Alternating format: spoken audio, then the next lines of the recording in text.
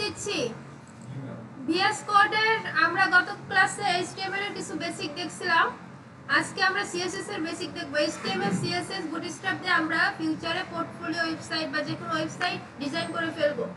আমরা কোর্সটাকে ওইভাবে প্ল্যান করছি, ঠিক আছে? আপনাদের হচ্ছে শেখানো পর্যন্তই শেষ, বাট আমি আপনাদের ডিজাইন পর্যন্ত নিয়ে যাব।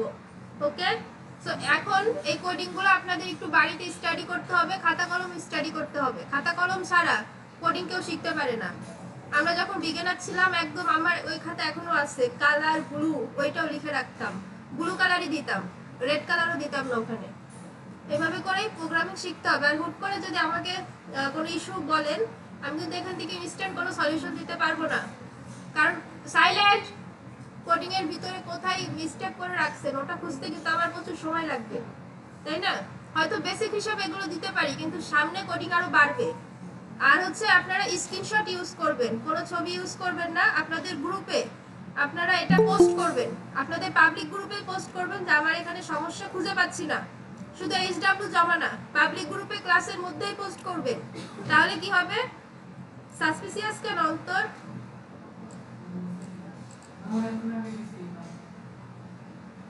সাসপিসিয়াস দেখাচ্ছে কেন? This person action during call have been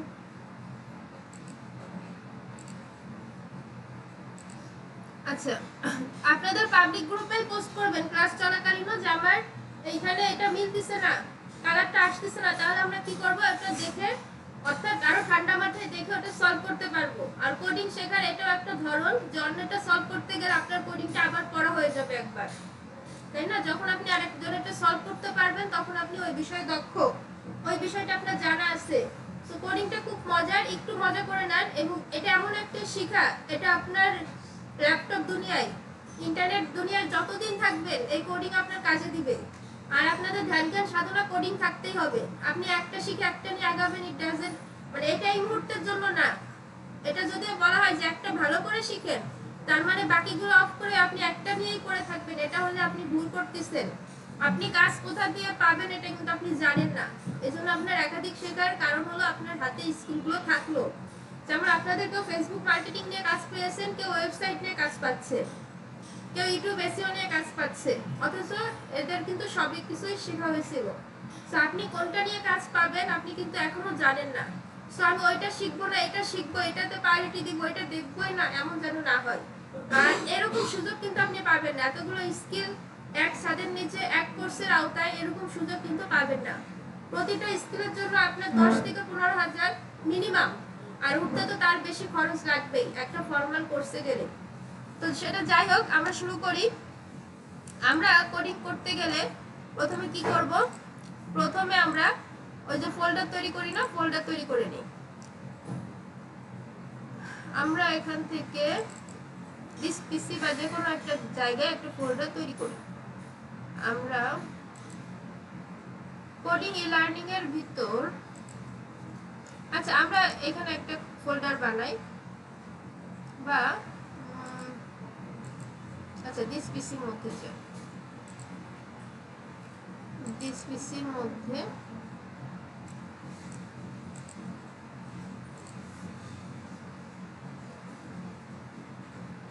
ওকে, আমার তো সব ফিল হয়ে গেছে। এখান থেকে নিউ ফোল্ডার।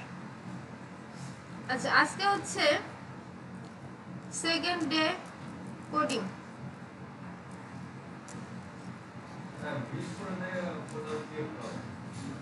বিএস কোড থেকে, হ্যাঁ যাই তো, আমার লোকেশনটা লাগবে।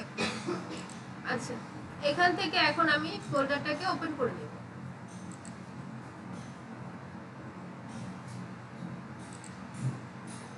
সেকেন্ড ডে কোডিং, এটাকে ওপেন করলাম।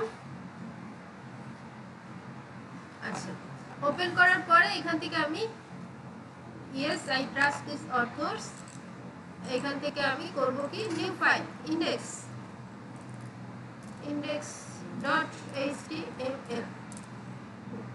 এখান থেকে ডক টাইপ যেটা ফরম্যাট এক্সক্লেমেটরি দিয়ে এন্টার, তাহলে অটোমেটিক আমাকে এই যে লেখাগুলো দিয়ে দিছে, এক্সক্লেমেটরি চিহ্ন দিয়ে এন্টার। ওকে, আজকে আমরা শিখব সিএসএস। এবার সিএসএস আমরা একটা h1 ইউজ করি, h1 দিয়ে এন্টার। সিএসএস ইকুয়াল টু বা সিএসএস মানে কি সেটা ক্যাসকেডিং স্টাইল শীট। এটা আপনাদের অবজেক্টিভ আসে, গভর্নমেন্ট জব প্রিপারেশন এটা আসে। আসছে কোথায়?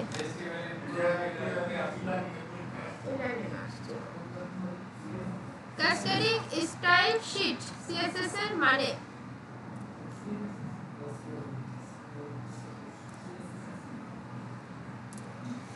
আচ্ছা এটা নিলাম h1, এরপরে নিব p, একটা প্যারাগ্রাফ নিই। প্যারাগ্রাফে কি নেওয়া যায়? সিএসএস মানে তো আমরা শিখে রাখলাম, এটা কিন্তু ইম্পর্টেন্ট। আচ্ছা সাইলেন্ট, জায়গা খুব কম হয়ে গেছে। Cascading style sheet. আচ্ছা প্যারাগ্রাফে আমরা লরেম নিই, লরেম লিখে এন্টার। তাহলে দেখুন অটোমেটিক ও আমাদের কিছু ডেমো লেখা দিয়ে দিচ্ছে, অটোমেটিক কিছু ডেমো আমাদের দিয়ে দিচ্ছে। ওকে, আমরা এগুলো রাখি বা চাইলে কেটে দিতে পারি যেগুলো আমাদের প্রয়োজন নাই। আচ্ছা এন্টার দিয়ে দিই, সরি কন্ট্রোল এস দিয়ে দিই। এবার আমাদের কিছু বিষয় আছে, সিএসএস করা যায় কয়েকটা ভাবে। স্টাইল যেটা সিএসএস, আমরা যদি ইউআই এর ভিতরে নিই এলআই, ইউআই এলআই শিখছি না? আচ্ছা এর ভিতরে এখন লিখি ইনলাইন, ইনলাইন ভাবে করা যায়, এক লাইনের মধ্যে সিএসএস করা যায়। আরেকটা করা যায় কি আউটলাইন, আরেকটা করা যায় এক্সটার্নাল ভাবে এলআই, এক্সটার্নাল কন্ট্রোল এস দিয়ে সেভ দিয়ে দিই। সেরকম তিন ভাবে আমরা মূলত সিএসএস করতে পারি। আমরা একটু ভিজিটে যাই, index.html টা একটু ভিউ করি। দেখুন সিএসএস এখানে একটা লরেম ইপসন চলে আসছে, ইনলাইন, আউটলাইন, আর একটা কি এক্সটার্নাল। আচ্ছা অর্ডার লিস্ট দিলে মনে ভালো হতো। ওকে, তাহলে সিএসএস এ যাওয়ার আমাদের কিছু বেসিক ধাপ আছে, আমরা অবশ্যই সেটা ফিল আপ করে যাব। হেডিং, হেডিং এ এখানে আমরা লিখতে পারি, খেয়াল করুন স্টাইল, স্টাইল, স্টাইল লিখলে এখানে ইকুয়াল টু দিয়ে দুইটা, এটাকে কি বলে এই কমাগুলোকে? ইনভার্টেড কমা, ইনভার্টেড কমার মধ্যে আমাদের ডিজাইনটা দিতে হবে। স্টাইল আমরা কালার দিতে পারি, মার্জিন দিতে পারি, প্যাডিং দিতে পারি। দেখুন কমন করছে কিছু, margin padding common, position, background colour, font family দিতে পারি, ফন্ট সাইজ দিতে পারি, সব দিতে পারি এখানে। আমরা আস্তে আস্তে দিব, আমরা আজকে কালার করি, কালার অ্যাকোয়া, ব্লু ভায়োলেট দিয়ে দিই। তাহলে আমি কি বলছি দেখুন, এই স্টাইলের মধ্যে কালার হচ্ছে ব্লু ভায়োলেট, অর্থাৎ হেডিং h1 আমি তাকে কালার করে দিয়েছি, সিএসএস ক্যাসকেডিং স্টাইল শীটকে ব্লু ভায়োলেট কালার করে দিয়েছি। কন্ট্রোল টেক্সট, ব্যাকগ্রাউন্ড আলাদা। তো আমি এখন গিয়ে ভিজিট করি, দেখি টেক্সট হয়েছে না ব্যাকগ্রাউন্ড হয়েছে। এখানে দেখি হয়েছে টেক্সট না ব্যাকগ্রাউন্ড? টেক্সট। ওকে, সিএসএস এটা কোথা থেকে আসছে বলুন তো? টাইটেল থেকে আসছে। Okay good. আচ্ছা তাহলে আমরা এইভাবে সিএসএস এর দিকে কিন্তু এগোচ্ছি। লরেম ইপসন পি তে গিয়ে যদি বলি স্টাইল, স্টাইল তুমি ব্যাকগ্রাউন্ড কালার হবে, এই যে ব্যাকগ্রাউন্ড কালার, ব্যাকগ্রাউন্ডে কালার দিতে চাইলে ব্যাকগ্রাউন্ড কালারই নিতে হবে। দেন বলবো কি কালার না কি একটা কালার আছে এটা না, ভিজিট করি, দেখো ব্যাকগ্রাউন্ডে কালার হয়ে গেছে। কি ভালো হয়েছে? এটাকে বলে ইনলাইন সিএসএস, এক লাইনের মধ্যে আমরা করতেছি। মনে আছে? দেখছেন এক লাইনের মধ্যে, কিন্তু আমরা তো অন্য লাইনে করছি, এক লাইনের মধ্যে করছি।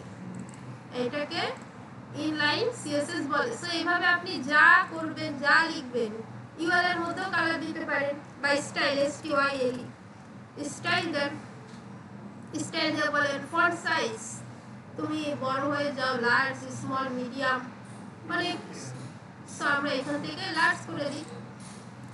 আমরা কিন্তু কোনো নির্দিষ্ট অ্যামাউন্ট দিলে, নির্দিষ্ট সংখ্যা দিলে যে তুমি এত সাইজে বড় হও, আমি বলছি তুমি বড় হও, সে বড় হয়ে গেছে, আগে থেকে কিছুটা উন্নত হয়েছে। আচ্ছা, সো এইভাবে করে আমরা যে কোনো কিছুর ভিতরে স্টাইল দিতে পারি। সো আমরা কিন্তু ইউএল স্টাইল দিছি, ইউএল স্টাইল দেওয়ার কারণে এলআই তিনটা আছে, তিনটাতেই কিন্তু ডিজাইন হয়ে গেছে, বড় হয়ে গেছে। আমি যদি একটু কালার করে দেখাই, এই ফন্ট সাইজ অনেকের চোখে পড়বে না, আমি একটু কালার দিয়ে দেখাই। Colour, four colour, border colour, hand colour, ত্যান কালার, কালার, এখান থেকে আমি একটা ব্রাউন কালার।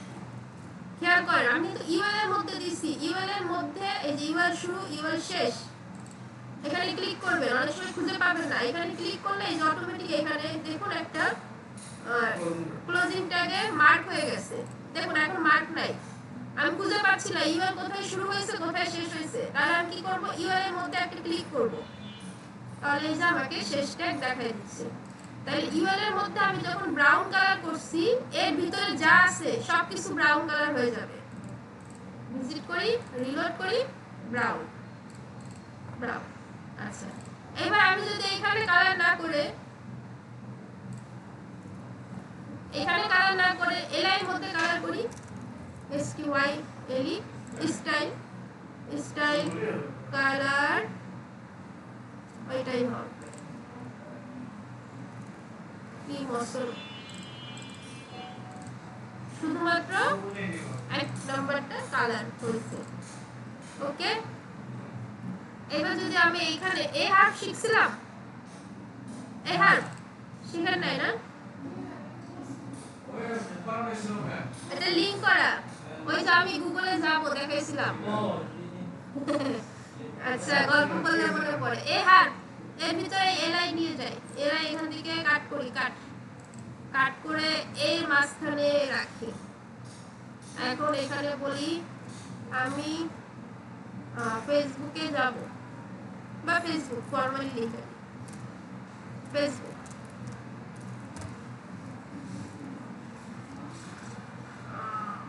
না এখানে হচ্ছে লিংক এনে দিতে হয়, তাই তো? এখানে আমরা জাস্ট একটা লিংক এনে দিতে পারি যে আমি ফেসবুকে যাব, ফেসবুক, জাস্ট আমার যেটা মেসেজ এটা দেখুন এখানে লিংক হয়ে গেছে, দেখছেন দেখা যাচ্ছে। সো এইভাবে কিন্তু বাটন করতে হয়, বাটন। আমি এখানে ফেসবুকের লিংক দিয়ে দিলে, এই যে এখানে ফেসবুকের লিংক দিয়ে দিলে এটা ফেসবুকে চলে যাবে, বাট মূলত এই হার্ফটা ইউজ করা হয় বাটনের জন্য। বাটনটা কি রকম, যেমন ওই যে এ দিয়ে এন্টার, এখানে লিখতে হয় ক্লিক মি, ক্লিক মি, এভাবে হচ্ছে বাটন বানাতে হয়। তাহলে এই যে আমরা সিএসএস এর একটা স্টাইল দেখলাম, বেসিক স্টাইল, এটাকে বলে ইনলাইন সিএসএস, এটা একটা ওয়ে। এবার আরো কিছু ওয়ে আছে, আপনি চাইলে এইভাবে করতে পারেন। আবার এই টাইটেলের আন্ডারে হেডের মধ্যেও স্টাইল করতে পারে, হেডে এই যে হেডিং স্ল্যাশ হেডিং, এটা কিন্তু লাস্ট, এখানে শুরু এখানে শেষ। আমরা বডির মধ্যে স্টাইল করছি, এখন আমরা হেডিং এর মধ্যে স্টাইল করতে পারি। সেটা কিভাবে করে দেখেন, আমি স্টাইল এই যে এলআই, এলআই কালারটা উঠাই দিচ্ছি, এলআই কালার, এখানে কিন্তু আর কোনো স্টাইল নাই। খেয়াল করেন হেডিং এর মধ্যে স্টাইল কেমন করে, ইউএল আছে, ইউএল, ইউএল কে আমি কল করব এখানে, ইউএল সেকেন্ড ব্র্যাকেট, এখানে বলবো স্টাইল, ইউএল এর স্টাইল,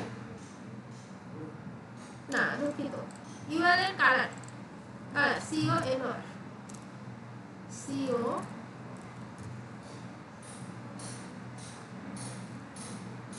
STY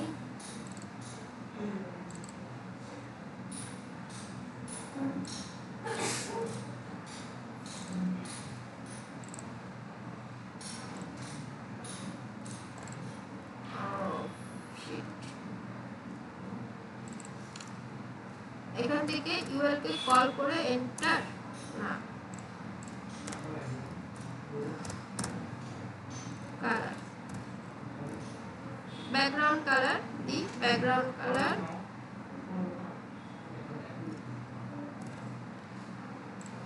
আচ্ছা ওয়েট, আমাদের মিস্টেকটা কোথায় হয়েছে, STY AD ইকুয়াল টু এখানে আমরা কালার দিব রেড,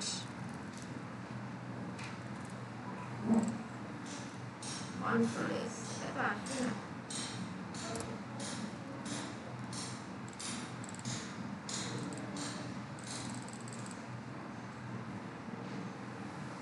আচ্ছা ইউআর এই যে দেখুন চলে আসছে এখানে, এখানে আমাদের পুরো লেখাটা চলে আসছে, কারণ আমাদের ফরম্যাটটা কোথাও একটা মিসিং আছে।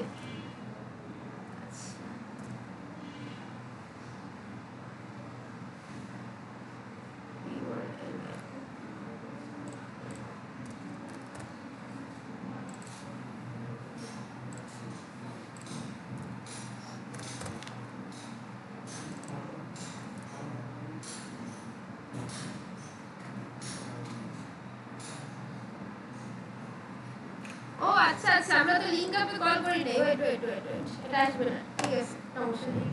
আচ্ছা তাহলে আমরা আরেকটা কি শিখছিলাম, ডিপ শিখছিলাম, ডিপ, ডিআইপি, ডিপ। হ্যাঁ এখানে বলেন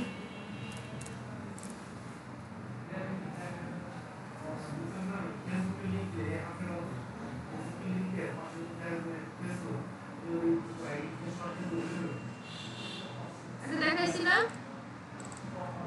দেখেন facebook.com, এটাকে কপি করে নিলাম, ঠিক আছে, কপি করে এই হার্ফের মধ্যে আমি এখানে বসাই দিলাম, এই হার্ফ, এরপরে বলতেছে এলআই আউটলাইন, তার মানে আমাদের লিংক হইছে আউটলাইনে, এই যে আউটলাইন ক্লিক করেন, এই যে ফেসবুকে চলে আসে। হ্যাঁ হবে, দেখেন এখান থেকে এলআই কেটে দেন, আপনি লিখবেন এর ভিতরে, তাই না, এখানে লিখুন ফেসবুক কন্ট্রোল এস, ওকে, এখান থেকে এই যে দেখুন ফেসবুক। আচ্ছা তার কোনো কোশ্চেন এমকে করতে হবে, এটা হচ্ছে ইনলাইন সিএসএস। আচ্ছা এগুলি কপি করে দিচ্ছি।